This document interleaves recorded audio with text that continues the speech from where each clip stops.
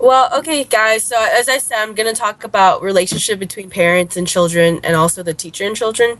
So there's this phrase in English. It's called filial piety, which means respect to the parents specifically, and it's extremely, extremely strong and important in Chinese culture. And it dates back to Confucius times. This is one of his like teachings and his what he taught to his disciplines and stuff.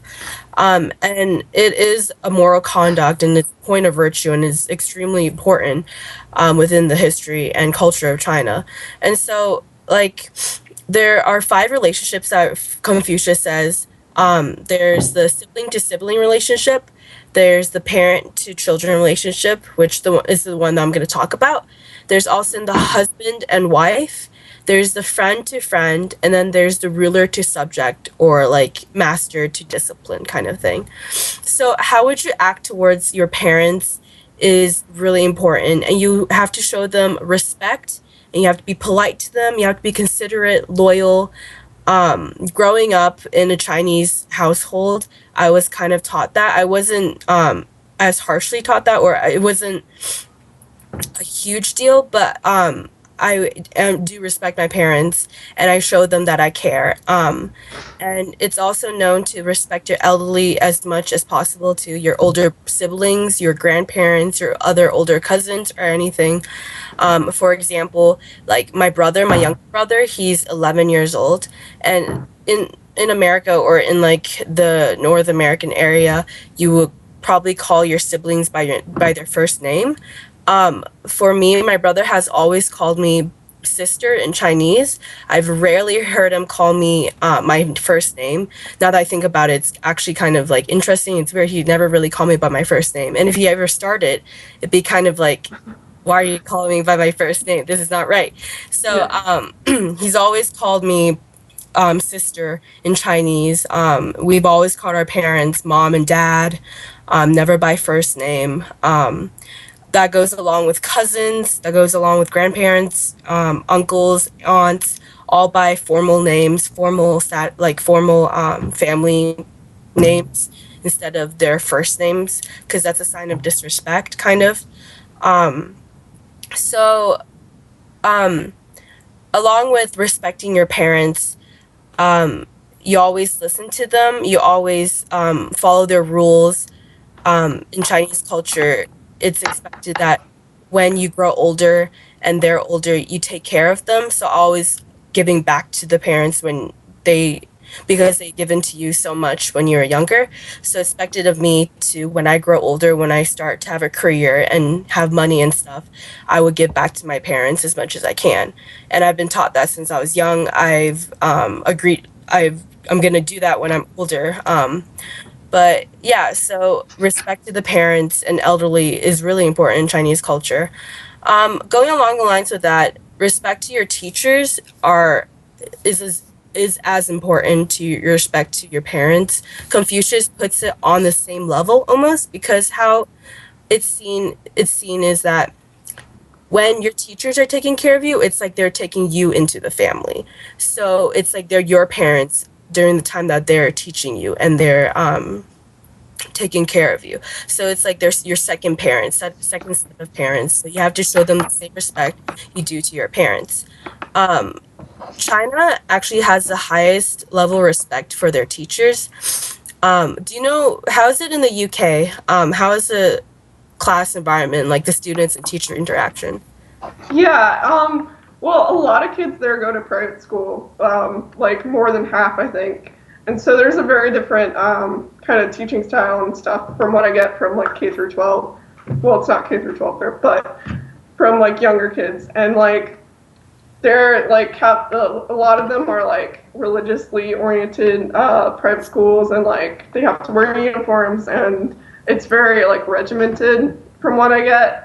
And so in public schools obviously is a little bit less, but like in university, which I can speak to a lot more, but it was a lot, they actually paid less attention to the teacher than we do, Hmm. which I was surprised by. um, yeah, they were more likely to kind of like talk during class, or like kind of be disrespectful, like the teacher had to say something once or twice. So that was surprising to me because I thought it would kind of be the same since Yeah. we're older, but it was a little bit different. Yeah, but I was never actually inside like a younger, like a K through 12 Yeah. classroom, so it's hard for me to say how much they actually listen. The difference. Yeah. Yeah. That's interesting. Yeah, so if you ever talked in class in like a Chinese setting, it's, Hmm. it's abnormal. Like, whenever students walk into the classroom, they will greet their teachers by saying like good morning. Each student does that, and each student like listens attentively to their teachers. They don't talk when the teacher's talking. It's a very formal relationship, and it's like Hmm. there's a lot of respect between them. And this like there's also reasons because education is such a big deal in Chinese culture, like how you learn and what you learn. It's also rooted back to Confucius. Like education is a big deal, like throughout your life, like getting knowledge and learning new things is a huge privilege and a whole huge deal to do throughout your life. It's something to practice.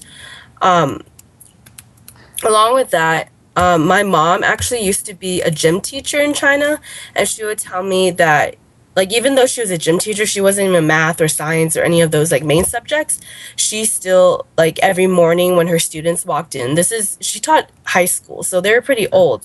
Every Yeah. time her students walked in, they still Hmm. like said good morning to her. They Hmm. did everything she told them to do. It was Hmm. like very efficient, like nice. There wasn't much time spent on like disciplining the kids. It was just Yeah. teachers say, "Oh, you do Hmm. this, you do this." The students say, "Okay, we'll do this," and they do it. Hmm. I mean, I know like in the U.S., it's not bad, but there are times when there are disruptions and like Hmm. unnecessary little comments and stuff. And so Hmm. like it's very different from China. If you go there and you do disrupt, people will look at you and be like, what are you doing? Why are you saying this?